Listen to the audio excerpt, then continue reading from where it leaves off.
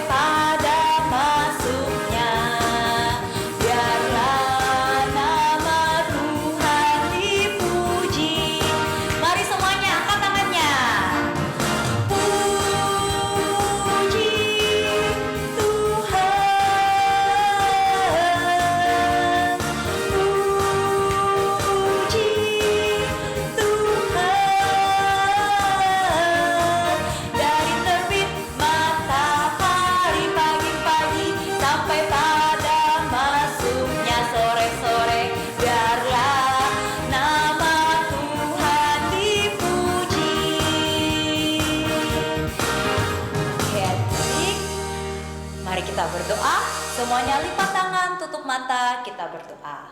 Tuhan Yesus, terima kasih karena pagi hari ini kami masih boleh beribadah untuk memuji Tuhan dan mendengarkan firman Tuhan. Kiranya Tuhan yang memberkati ibadah kami dari awal hingga pada akhirnya. Siapkan hati kami untuk datang beribadah. Inilah doa kami dalam nama Tuhan Yesus. Kami sudah berdoa. Amin. Nah adik-adik, tadi kita sudah memuji Tuhan, sekarang kita mau lanjutkan lagi untuk memuji Tuhan. Kenapa adik-adik kita harus terus memuji Tuhan? Karena hanya Tuhanlah yang patut kita puji. Dialah yang layak terima segala puji-pujian. Karena Dia adalah Allah yang tidak pernah gagal, Allah yang setia akan janjinya. Ayo semuanya kita masih tetap memuji Tuhan, kita bertepuk tangan, kita nyanyikan pujian Dia tak pernah gagal. Ayo semuanya adik-adik kita memuji Tuhan, semuanya bertepuk tangan.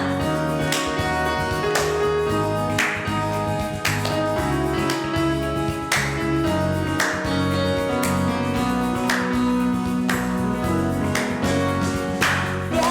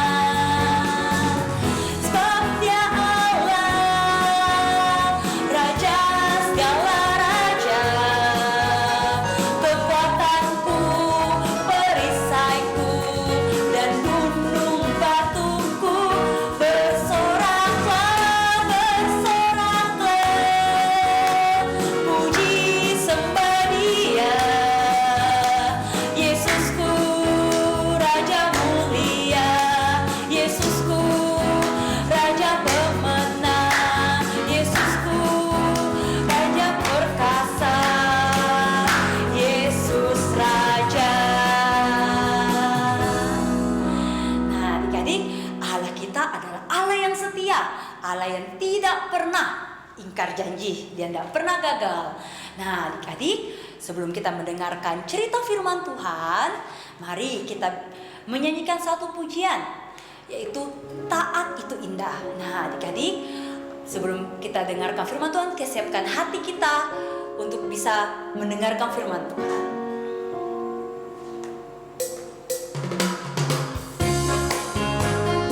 Ayo semuanya adik-adik, kita bangkit berdiri. Kita naikkan pujian ini pakai gerakan.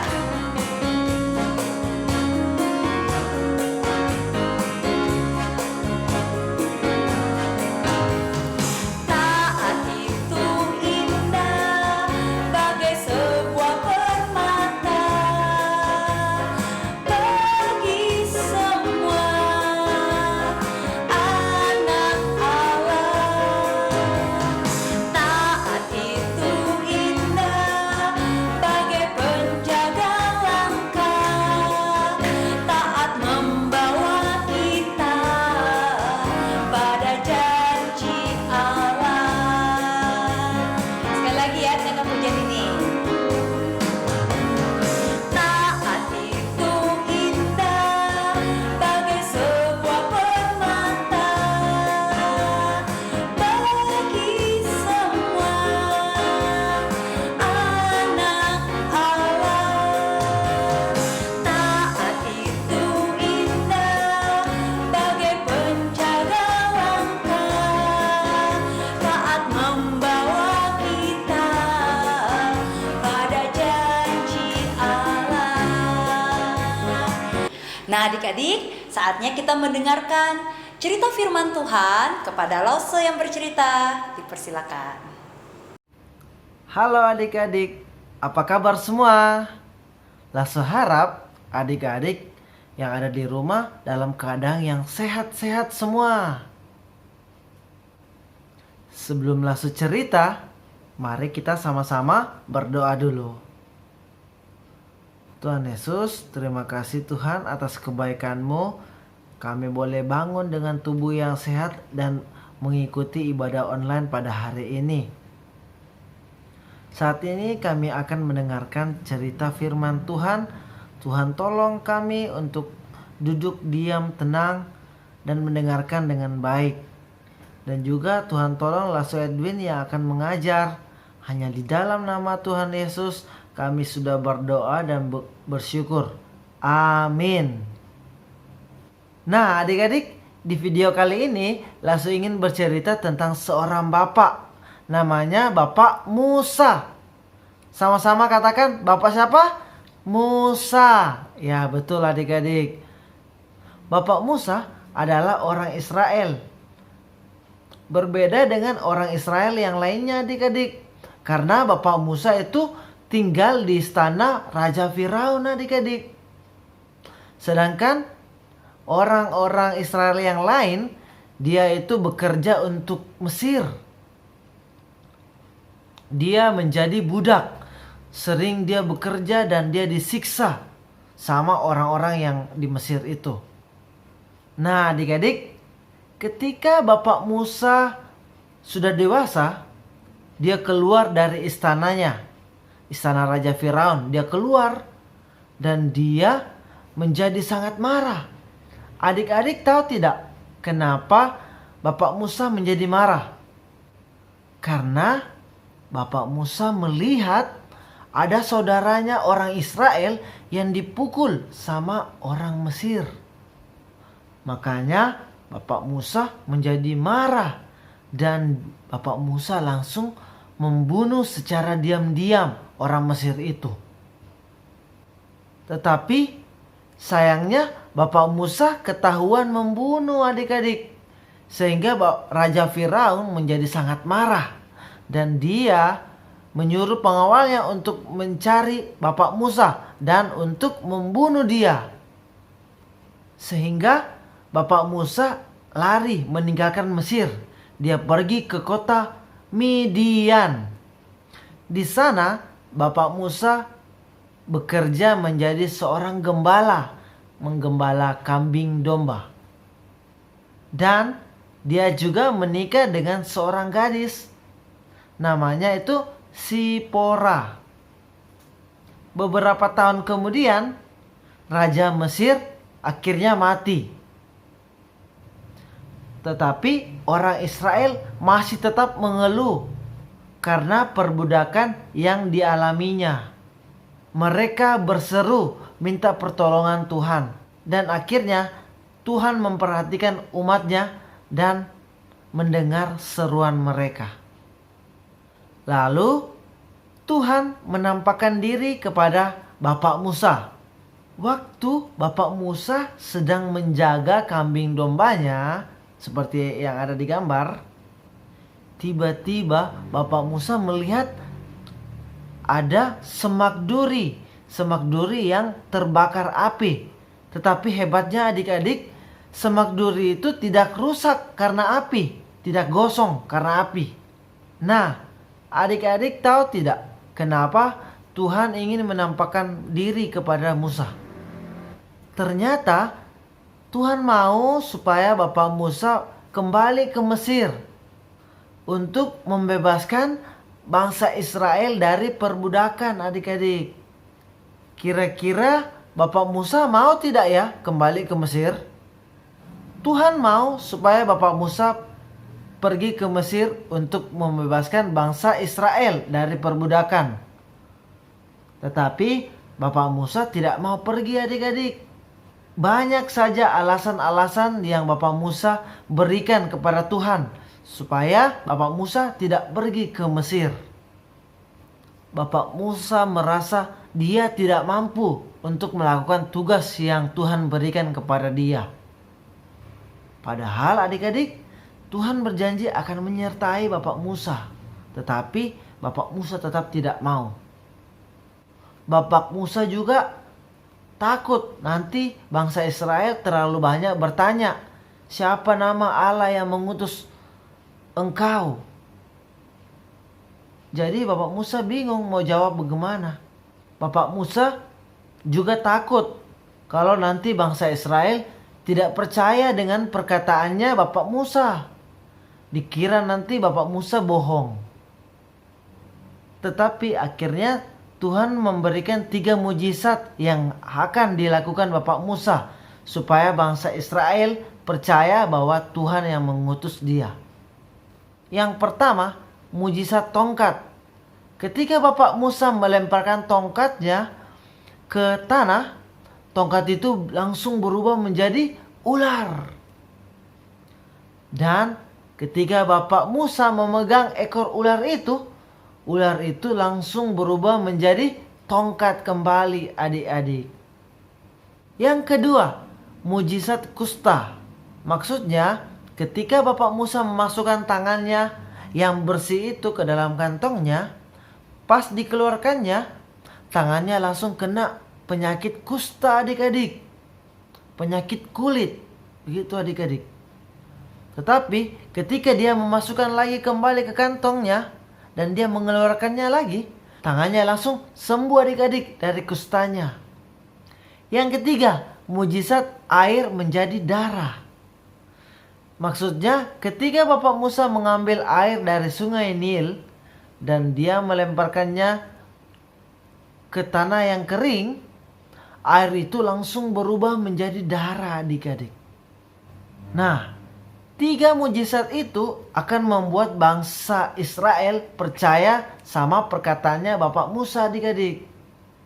Sekali lagi Bapak Musa menolak panggilannya Tuhan. Dia bilang sama Tuhan, Tuhan, aku ini tidak pandai berbicara."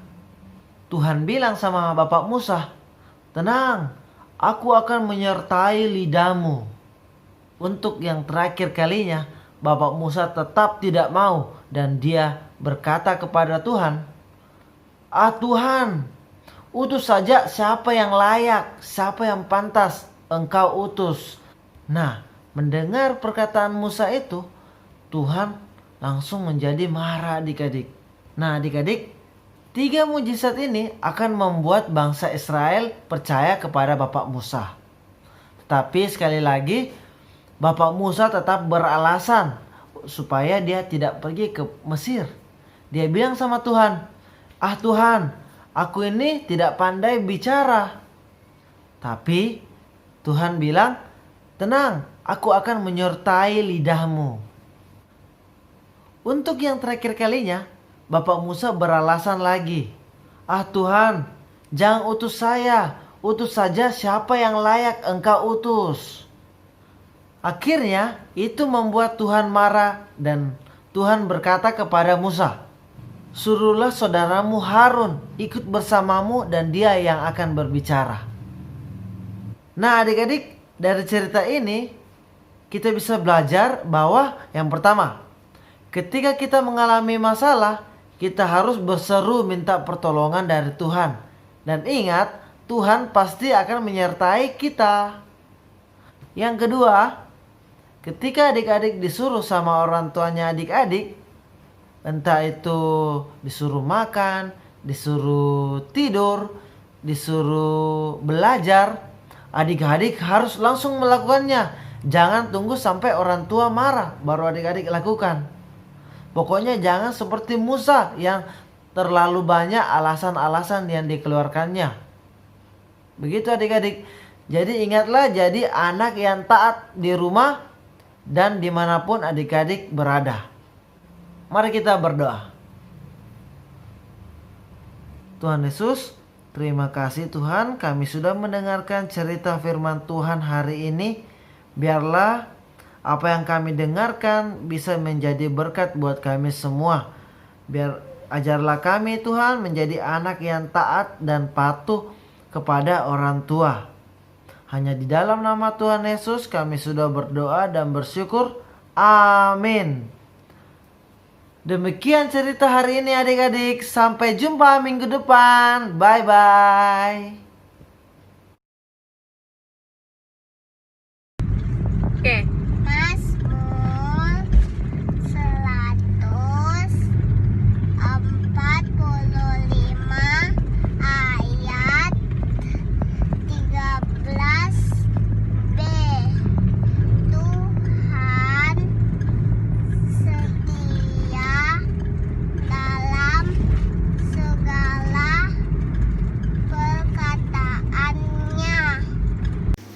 Mazmur 145 ayat 13b. Tuhan setia dalam segala perkataannya. Mazmur 145 ayat 13b. Tuhan setia dalam segala perkataan. Mazmur 145 ayat 13b. Tuhan setia dalam segala perkataannya. Mazmur 145 ayat 13b. Ya. Tuhan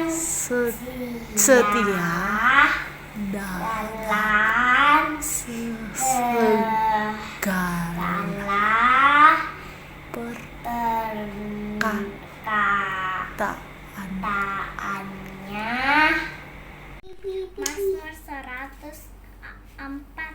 145 ayat 13b. Tuhan setia dalam segala perkataannya. Mazmur 145 ayat 13b. Tuhan setia dalam segala perkataannya. Mazmur 145 ayat 13b. Tuhan setia dalam segala perkataannya.